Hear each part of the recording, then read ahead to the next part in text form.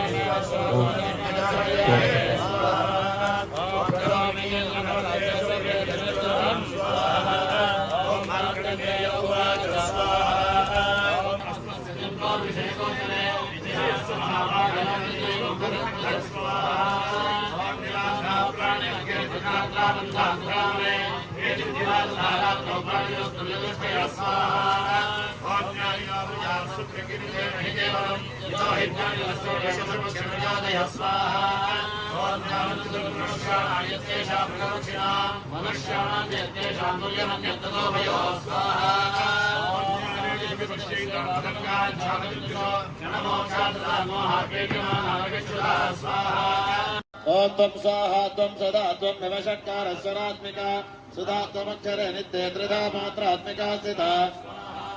ओम अर्धमात्रा स्थिता नित्यायानुच्चार्या विशेषतः त्वमेव सन्ध्या सावित्रे त्वं देवी जननी परा ओम त्वयेतद्धार्यते विश्वं त्वयेतत्सृज्यते जगत् त्वयेतत्पाल्यते देवि त्वमुच्यन्ते च सर्वदा ओम सृष्टरूपात् त्वं चिदरूपा च पालने संप्रदरूपात् ते जगतोऽस्य जगन्मये ओम महाविद्या महामाया महामेधा महास्मृतिः महामोहा च भवति महादेवी महेश्वरी ओम ऋषिरुवाच स्वाहा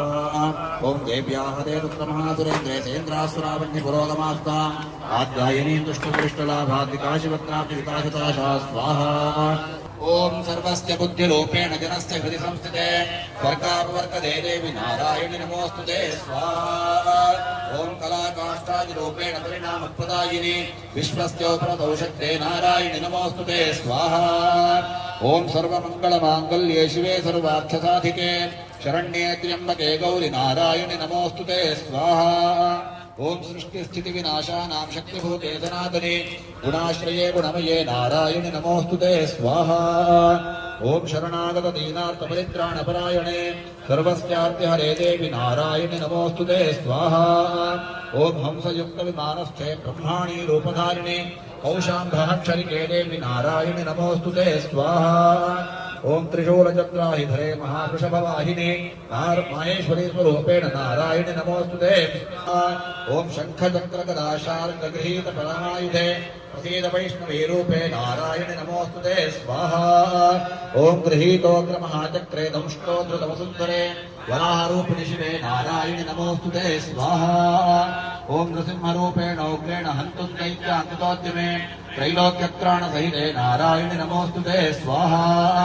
ओम किरीटिनि महाभद्रे सहस्रनयनोज्ज्वले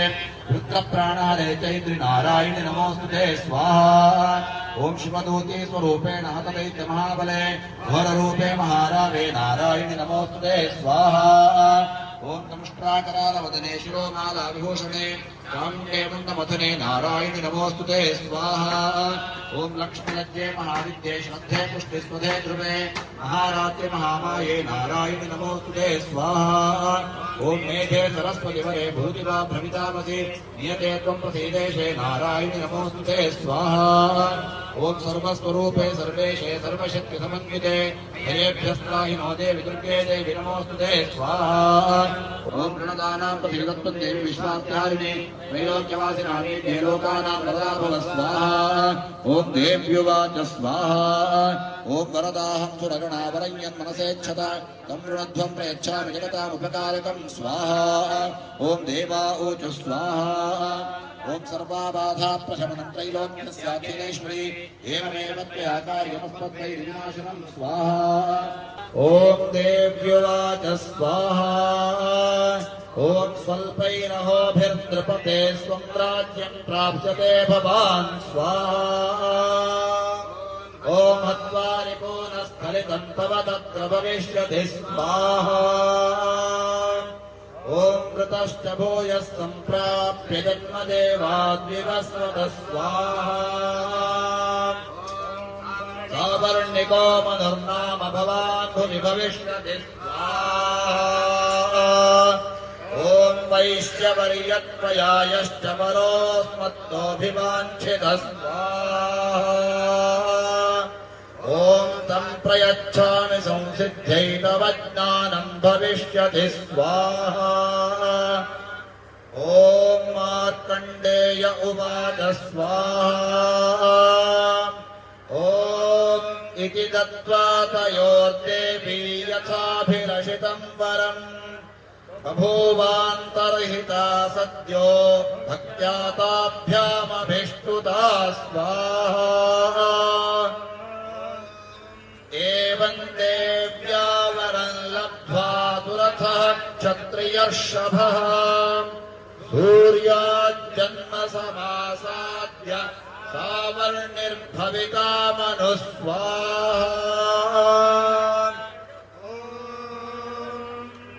इति दत्त्वा तयोर्देवी यथाभिलषितं वरम् बभूवान्तर्हिता सद्यो भक्त्या ताभ्यामभिष्टुता स्वाहा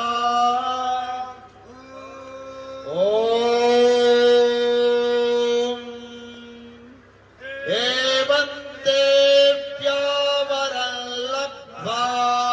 सुरथः क्षत्रियर्षभः सूर्याज्जन्म समासाद्य सावर्णिर्भविता स्वाहा अहं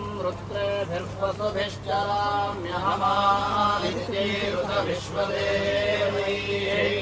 अहं मित्रावरुणो भाविरम्यहमिन्द्राग्नी भावश्विनो वा अहं सोममाहनसं विरम्यहं तस्कारमुतभूषणं भगम् अहं ददामित्रविणं भविष्मते सुप्राव्ये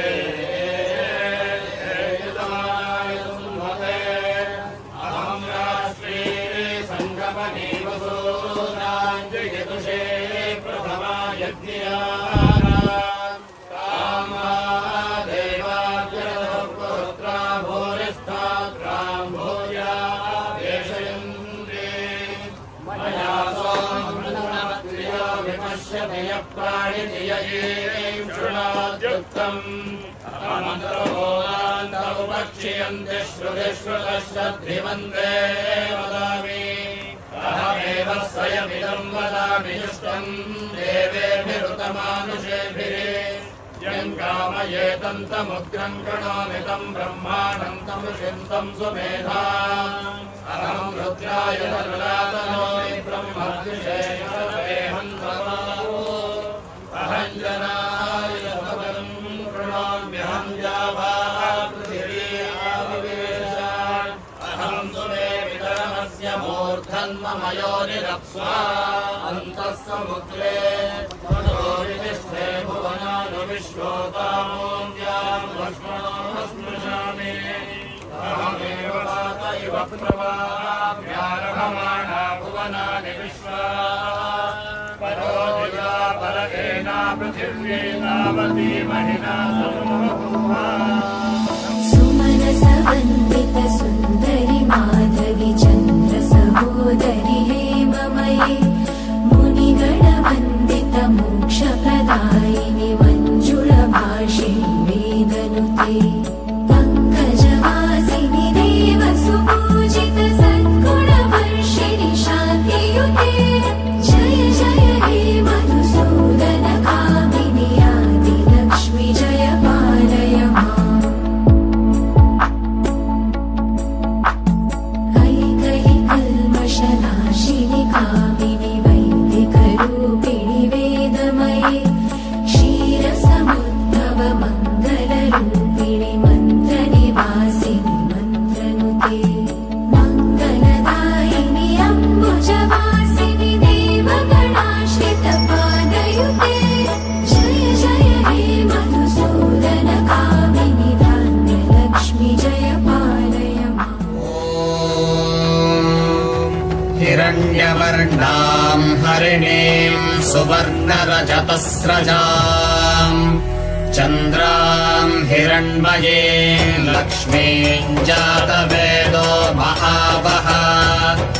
तां महावः जातवेदो लक्ष्मीमनपगामिनीम् यस्यां हिरण्यं विन्देयङ्गामश्वं पुरुषादहम् अश्वपूर्वां रथमध्यां हस्तिनादप्रबोधिनीं श्रियं देवीमुपह्वये श्रीर्मा देवीर्जुषताम् तां सोऽस्मितां हिरण्यप्राकारामार्द्रां ज्वलन्तीं तृप्तां तर्पयन्तीं पद्मे स्थितां पद्मवर्णां तामिहोपह्वये श्रियम् चन्द्रां प्रभासा यशसा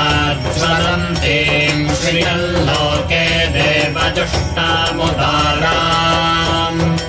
तां पद्मिनीं शरणमहं प्रपद्ये लक्ष्मीर्वेदश्यतां त्वां वृणे आदित्यवर्णे तपसोऽभिजातो वनस्पतिस्तव वृक्षोऽथ बिल्वः तस्य फलानि तपसा नुदन्तु मायान्तरायाश्च बाह्या अलक्ष्मीः उपैतु मां देवसखः कीर्तिश्च मणिदासः प्रादुर्भूतोऽस्मि राष्ट्रेऽस्मिन् कीर्तिमृद्धिं ददातु मे क्षुत्पिपासामलां ज्येष्ठामलक्ष्मीर्नाशयाम्यहम् अभूतिमसमृद्धिं च सर्वान् निर्मुद मे गृहात् गन्धद्वारान् दुराधर्षान् नित्यपुष्टाङ्करेषिणे ईश्वरीम् सर्वभूतानां तामिहोपह्वये श्रियम्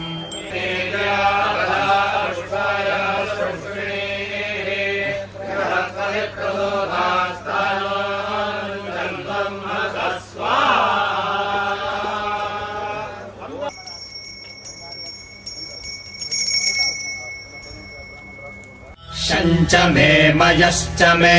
प्रियञ्च मे नुकामश्च मे कामश्च मे सौमनसश्च मे भद्रञ्च मे श्रेयश्च मे वस्यश्च मे यशश्च मे भगश्च मे द्रविणञ्च मे यन्ता च मे भर्ता च मे क्षेमश्च मे धृतिश्च मे विश्वञ्च मे महश्च मे संविच्च मे ज्ञात्रञ्च मे सोश्च मे प्रसोश्च मे सीरञ्च मे लयश्च मरुतञ्च मे मृतञ्च मे यक्ष्मञ्च मे नामयच्च मे जीवातुश्च मे दीर्घायुत्वञ्च मे नभित्रञ्च मे भयञ्च मे सुखञ्च मे शयनञ्च मे सोषा च मे सुदिनञ्च मे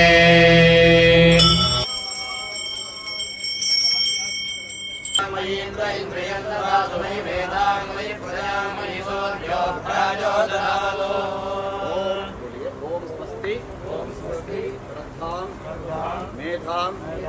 यशः प्रज्ञां विद्यां बुद्धिं श्रियं बलं आयुष्यं तेजः आरोग्यं देहि मे हव्यवाहन श्रियं देहि मे हव्यवाहन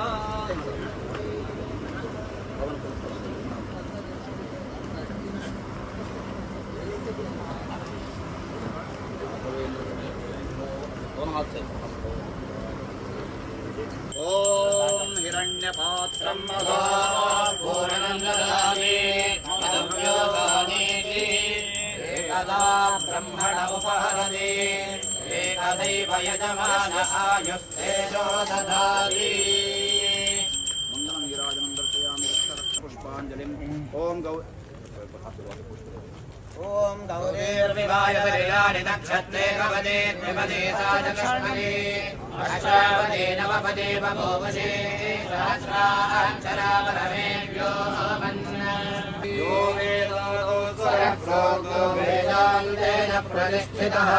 तस्य प्रकृतिः परस्य महेश्वरः साङ्गायै सायुधायै सवाहनायै सपरिवारायै सर्वालङ्कारविभूषितायै भगवत्यै श्रीमहाकाली महालक्ष्मी महासरस्वत्यादिकायै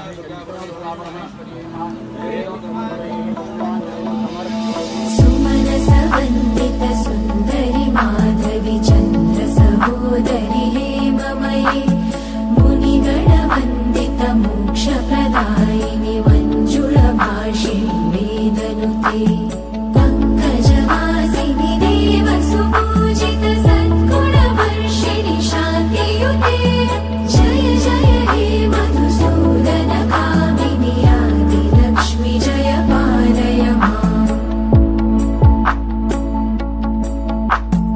ऐकहि कल्मषनाशिनि कामिनि वैदिकरूपि